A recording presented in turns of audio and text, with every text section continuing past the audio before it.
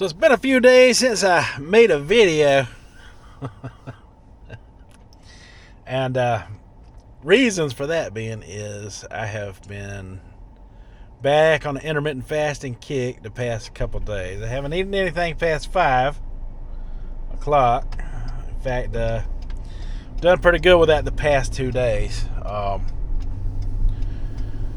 Reason I started doing it is different from my normal reasons of doing it, which is, to lose weight, and to show off, that I got some weight loss skills, under my belt. Saturday night, after I got off the live stream with Big Country that we do every Saturday night together, oh Lord, there's a train. Well, it ain't very long.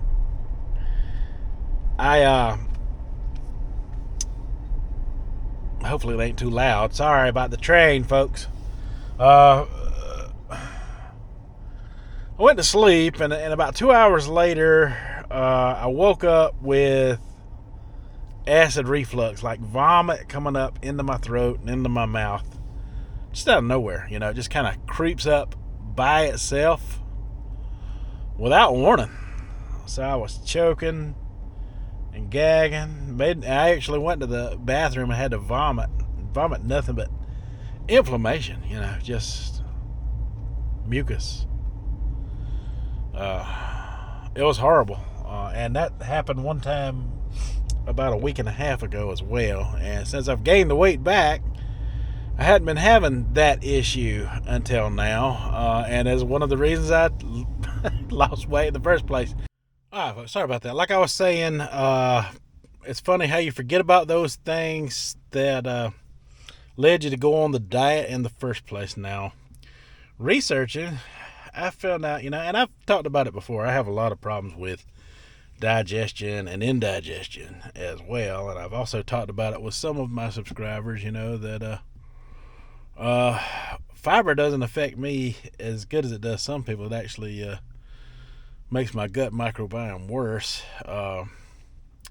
Been intermittent fasting for 2 days, and I still feel like got undigested stuff going on within my system as of right now. So looking into it, other people who had this issue, I talked about the tick allergy in the past and the sensitivity to red meat. Well, what if I got a sensitivity to gluten, and that might be part of the issue as well, because I've been staying away from red meat lately and eating more chicken and stuff. And I have a burger every now and then, but nothing too outrageous.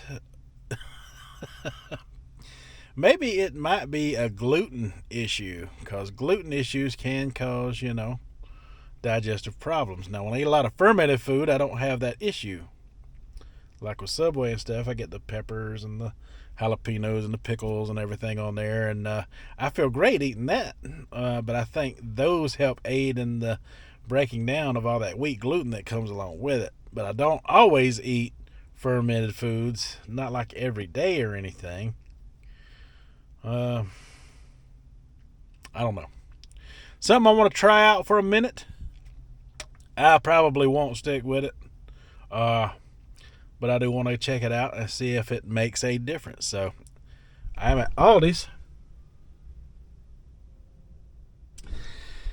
and I'm thinking about going there and getting something to make gluten-free spaghetti with, or lasagna, or something easy to start there, and move on from there. Let me go in there and see what I can get into. All right, so we got choices here. We got this organic brown rice flour version. We'll grab a bag of that. It's expensive, $2.15.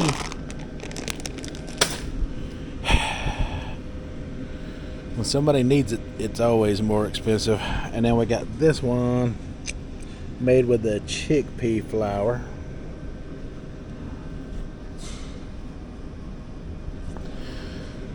$2.69. We'll give that one a try out as well. All right, to negate some of the cost, because the ground beef is like $18 a pack in here, I'm going to go with ground chicken to make my spaghetti. which is only $3.42 a pack. So I'm gonna get 2 packs here. Should be able to make a bunch of pasta with that. Alright, folks, so I spent about $17 in there. And I got me some crushed tomatoes. That's what I'm gonna make my sauce out of. You know, I got some Italian seasoning at home. Got some oregano, some thyme, some different seasonings already at the house. A little bit of garlic, you know. Got all that already at the house. Just gonna season up my own sauce and that ground chicken together and boil up some noodles, you know, and try it, you know, like that first, you know, without, you know, cheese on there, you know. Now, I'm not going dairy free. I know a lot of people who go and try gluten free stuff do dairy free as well.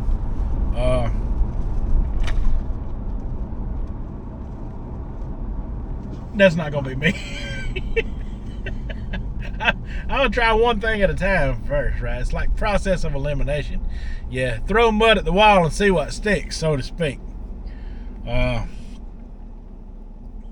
if it helps aid in digestion, that is the benefit I am looking for from it the most over weight loss or anything else for right now.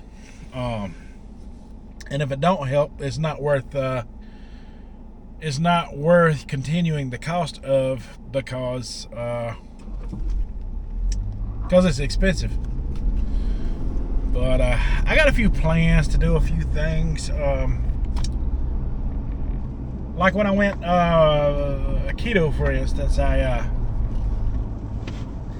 made up my own keto waffles, and I took with me to fast food restaurant stuff, and I used those as my buns. I may do something similar to that and try out some of the gluten-free flours and stuff to see how it goes, right? Because, you know,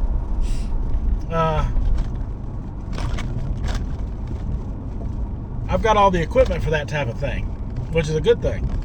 So, yeah, I definitely want to try that out, you know. Go to Big Mac. Go get me a Big Mac or something, you know, and replace all that bun stuff with keto stuff. Or, you know, Big Mac's just an example, and that's not probably something I'm actually going to jump on and go do. I